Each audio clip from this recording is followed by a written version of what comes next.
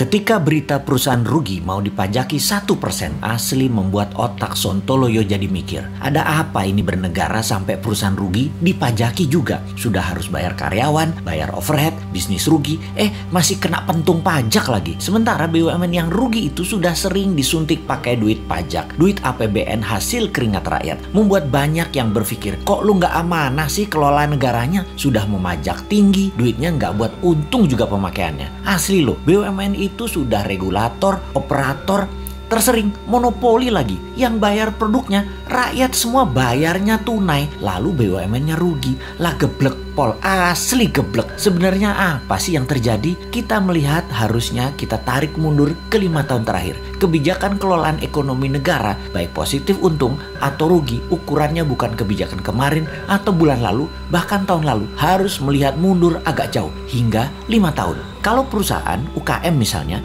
bisa terlihat langsung sebuah kebijakan bulan lalu membuat perusahaan untung atau perusahaan rugi. Bisa langsung terlihat. Keadaan ekonomi negara saat ini kita melihat faktanya adalah uang kering. Faktanya adalah uang yang beredar hanya 44% dari PDB. Banyak orang menahan uangnya untuk tidak muter. Ini sudah kejadian lama. Melambat dan melambat. Ekonomi turun karena keringnya uang beredar. Kita bandingkan dengan negara lain. Jepang saat ini uang beredarnya 120% dari PDB. Tiongkok 250% dari PDB. Amerika 200% dari PDB. Gini deh, kita kasih info tambahan lagi. Di Tiongkok yang transaksinya pakai non tunai itu 2 kali PDB Tiongkok yang 13.000 billion dolar. Sebanyak 26.000 billion dolar transaksi non cashnya. Indonesia hanya 6% dari PDB yang 1.000 billion tersebut. Hanya 60 billion. Langit dan dasar bumi perbandingannya. Gitulah kira-kira kita membandingkannya. Kemudian pajak mau naik 5%. Ada tax amnesty jilid 2 lagi rencananya.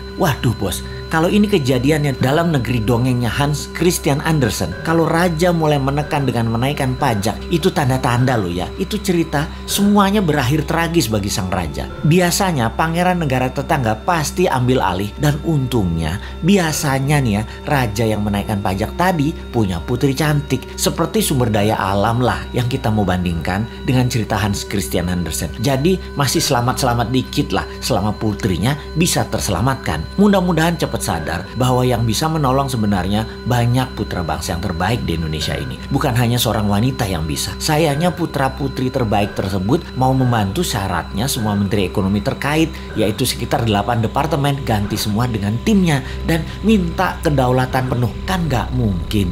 Yo wes, kita hanya bisa mengingatkan, nggak dipakai nggak apa-apa. Toh jabatan ada batasannya juga, kepinteran ada batasannya juga.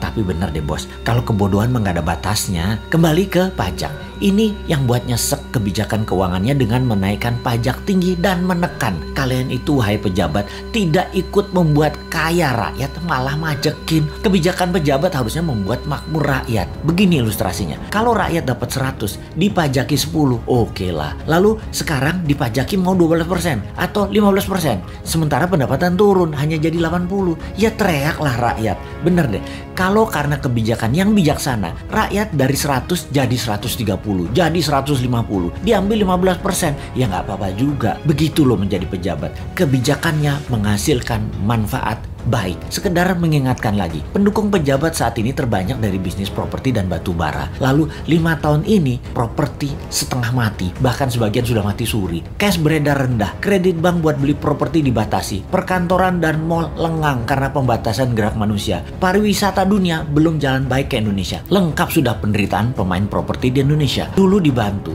sekarang terlupakan. Piye toh bos? Jadi banyak yang merugi.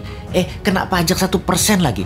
Mampus dah. Wes 2024 gak usah dipilih semua calon-calon dari pejabat sekarang deh. Pasti sama lagi kebijakannya. Cari yang baru. Masa gak ada berlian di antara 270 juta penduduk Indonesia selain mereka sih?